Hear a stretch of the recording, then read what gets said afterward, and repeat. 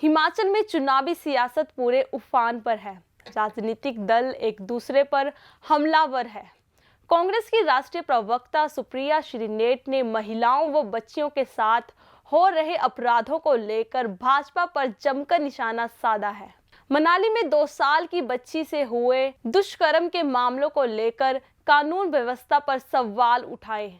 भाजपा सरकार मुद्दों पर राजनीतिक नहीं करती है, बल्कि चुनाव जीतने के लिए बलात्कारियों का सहारा लेती है। हिमाचल में चुनावी सियासत पूरी उफान पर है। राजनीतिक दल एक दूसरे पर हमलावर हैं। कांग्रेस के राष्ट्रीय प्रवक्ता सुप्रिया श्रीनेट ने महिलाओं व बच्चियों के साथ हो रहे अपराधों को लेकर भाजपा पर जमकर निशाना साधा है। मनाली में 2 साल की बच्ची से हुए दुष्कर्म के मामले को लेकर कानून व्यवस्था पर सवाल उठाए। भाजपा सरकार मुद्दों पर राजनीति नहीं करती है, बल्कि चुनाव जीतने के लिए बलात्कारियों का सहारा लेती है। सुप्रिया श्रीनेट ने पत्रकार वार्ता के दौरान कहा कि महिला सुरक्षित की बात करने वाली भाजपा शासन में 2 साल की बच्ची से दरिद्र की गई। वह बच्ची जिंदगी और मौत के बीच जूझ रही है। भाजपा शासित राज्यों में इस तरह की घटनाएं नहीं है। देश भर में बीजेपी शासित राज्यों में यही हाल है। गुजरात का उदाहरण देते हुए उन्होंने कहा कि बीजेपी बलात्कारियों के बल पर चुनाव लड़ रही है, क्योंकि गुजरात में चुनाव से पहले 11 बलात्कारियों को रिहा किया गया। हरियाणा में पैरोल पर आए बलात्कारी बाबा राम रहीम से हिमाचल के मंत्री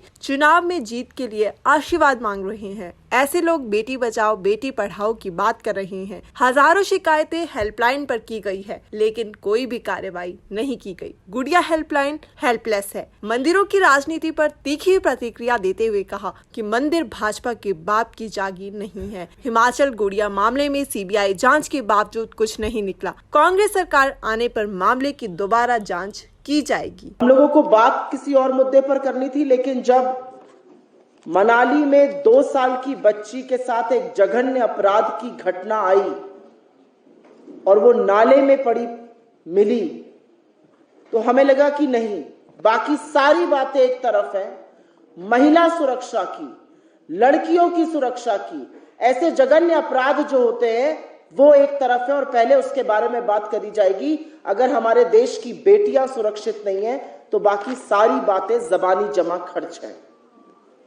तो सबसे पहले तो हम उस परिवार के साथ, उस बेटी के साथ उन पर क्या बीत रही होगी इस समय, शोक व्यक्त करते हैं, दुख व्यक्त करते हैं, खेद व्यक्त करते हैं और यह भी बताते हैं कि इस चीज से गुस्सा भी बहुत आता है। कौन है ये लोग जिनको लगता है कि वो ऐसा करके एक मासूम 2 साल की बच्ची के साथ बच जाएंगे?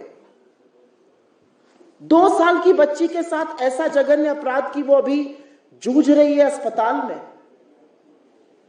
हमारी इकाई लोकली इस पर प्रदर्शन करेगी, इस बात को उठाएगी, लेकिन सवाल यह है कि हिमाचल में ये जो खोखले दावे महिला सुरक्षा के किए जाते थे, उनकी असलियत क्या है?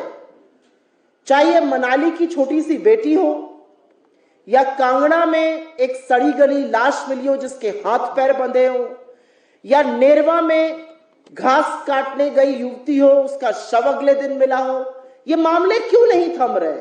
और ऐसी खबरें पूरे हिमाचल से क्यों आ रही हैं?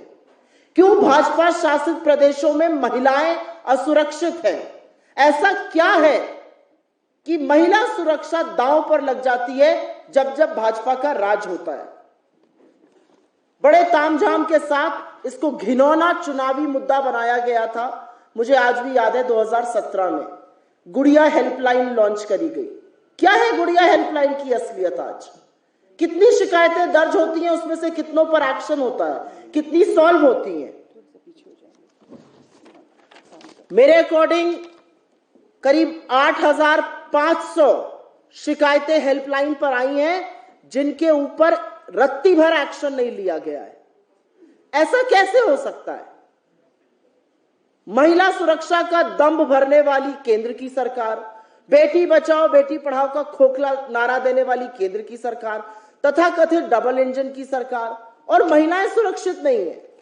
मतलब घास काटने गई युवती, उसका शव मिलता है, हाथ पैर बंधे हुए एक सड़ी गली लाश एक युवती की मिलती है, 2 साल की बच्ची के साथ रेप होता है और एक शब्द नहीं आता है शासन से।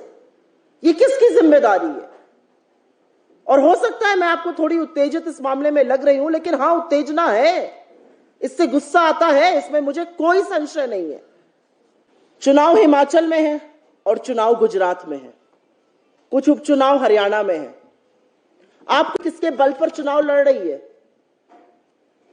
हमने 10 प्रतिज्ञाएं दी, हमारे कुछ नेता आएंगे, वो आकर आपसे अपनी बात कहेंगे, आप उनकी बात सुनिएगा, प्रभावित होइएगा तो वोट दीजिएगा। हमारा शीर्ष नेतृत्व आएगा, प्रियंका गांधी जी आज अपनी तीसरी रैली करने जा रही हैं। हम चुनाव इन चीजों पर लड़ रहे हैं। भारतीय जनता पार्टी, और मुझे कहने में 1 मिनट का संकोच नहीं है, भारतीय जनता पार्टी चुनाव बलात्कारियों के बल पर लड़ रही है। आप मुझे समझाइए कि गुजरात में चुनाव के जस्ट पहले 11 बलात्कारियों को क्यों रिहा किया गया? उनका स्वागत किया जाएगा। बलात्कारियों का हमारा समाज, हमारा धर्म, जिस धर्म से हम आते हैं, वहां पर यत्र नार्यस्तु पूज्यन्ते रमन्ते तत्र देवता कहा जाता है। औरत को शक्ति स्वरूप मानते हैं। आज जब ज्वाला जी जाकर प्रियंका जी पूजा करेंगी तो देवी के स्वरूप की पूजा करेंगी, और वहां पर आप एक औरत के बलात्कारियों को और 11 बलात्कारियों को रिहा कर रहे हैं क्योंकि आपको उससे चुनावी फायदा होगा। और ये ऐसे वैसे बलात्कारी नहीं है। दुख होता है ये कहते हुए। आंख बंद करिए और सुनिए जो मैं कहने जा रही हूं। 5 साल की एक गर्भवती औरत, उसकी 3 साल की बच्ची का उसकी आंखों के सामने सिर दीवार पर फोड़कर मार दिया जाता है। उसके पिता की हत्या होती है, उसके मां के साथ बलात्कार होता है, उसकी फुफेरी बहन जिसने 2 दिन पहले बच्चे को जन्म दिया था उसके साथ रेप, उसकी हत्या होती है। उसके 2 दिन के बच्चा जो आज भी सीबीआई में अज्ञात शिशु के नाम से 2 दिन पैदा हुआ बच्चे का मर्डर होता है। मौसी का मर्डर और रेप होता है, बुआ का मर्डर और रेप होता है, मौसा का मर्डर और रेप होता है। 11 लोगों की हत्या करने वाले, 14 लोगों की हत्या करने वाले ये 11 लोग किस बल पर रिहा किए जा सकते हैं? क्योंकि आपको चुनावी फायदा होगा। अब हम बलात्कारियों के बल पर चुनाव लड़ेंगे और चुप बैठेंगे लोग? हरियाणा में आपने राम रहीम को पैरोल पे क्यों रिहा किया है? और सुनने में आया कि हिमाचल के एक मंत्री एलईडी पर उनकी अपील चला रहे हैं कि मुझे वोट दीजिए, इनको वोट दीजिए। क्या हम बलात्कारियों से अब अपने लिए वोट मंगवाएंगे, हत्यारों से वोट मंगवाएंगे और सभ्य समाज चुप बैठा रहेगा?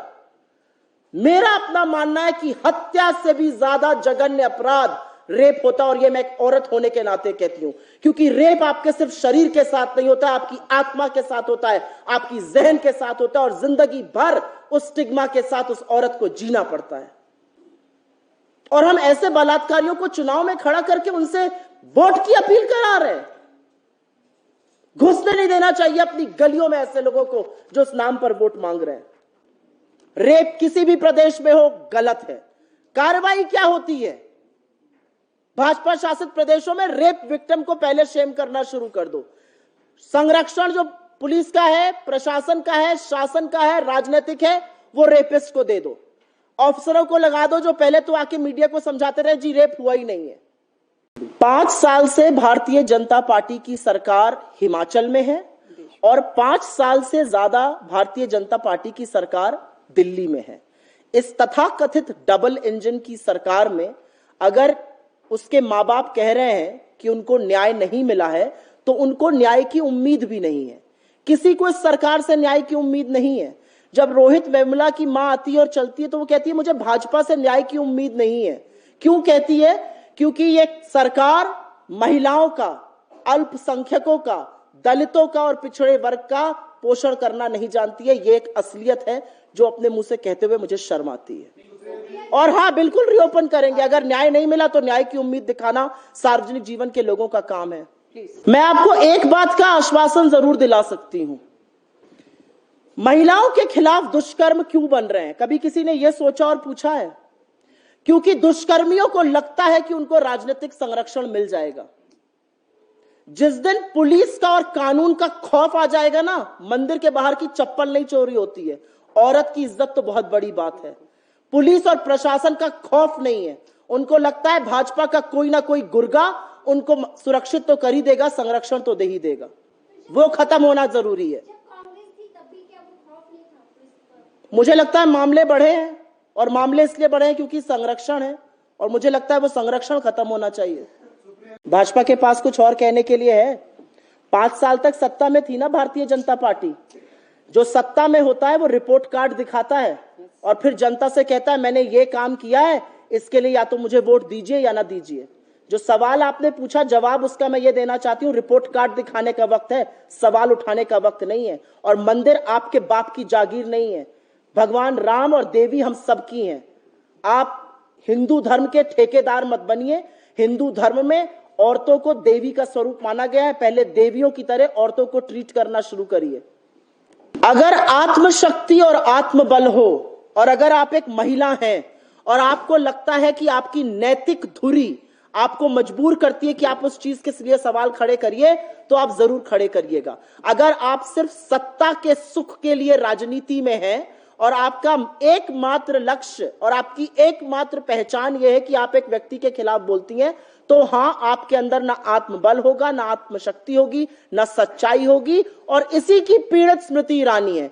उनको सत्ता की लोलुपता में ही रहना है। जिस दिन उन्होंने पीड़ितों के लिए, दुष्कर्मियों के खिलाफ बोल दिया, उस दिन उनकी सत्ता चली जाएगी, इसलिए वो बोलेंगी नहीं। लेकिन क्या ऐसी महिला हमारे देश की महिला बाल विकास मंत्री होनी चाहिए? यह आप सवाल जरूर उनसे और अपने आप से पूछिएगा। महिला सुरक्षा जन आंदोलन नहीं है। महिला सुरक्षा सभ्य समाज के अस्तित्व का एक हिस्सा है। महिलाओं की रेप पर गंदी राजनीति करना भारतीय जनता पार्टी की पहचान है। मुझे फक्र है कि मैं उस पार्टी से आती हूं जहां पर निर्भया के इलाज के लिए, जहां पर निर्भया के फंड के लिए, जब निर्भया जा रही थी अपने इलाज के लिए, तो 2 बजे टारमैक पर देश के प्रधानमंत्री मनमोहन सिंह और यूपीए की चेयरपर्सन सोनिया गांधी बिना कैमरे के खड़ी रहती थी। मुझे फक्र है मैं उस पार्टी से आती हूं कि 10 साल इस देश को पता नहीं चला कि निर्भया के भाई का भरण पोषण, पढ़ाई लिखाई, उसको पायलट बनाने का काम राहुल गांधी ने कैमरों के पीछे से किया था, कैमरा जीवी बन के नहीं किया था। हम में और उनमें यह अंतर है।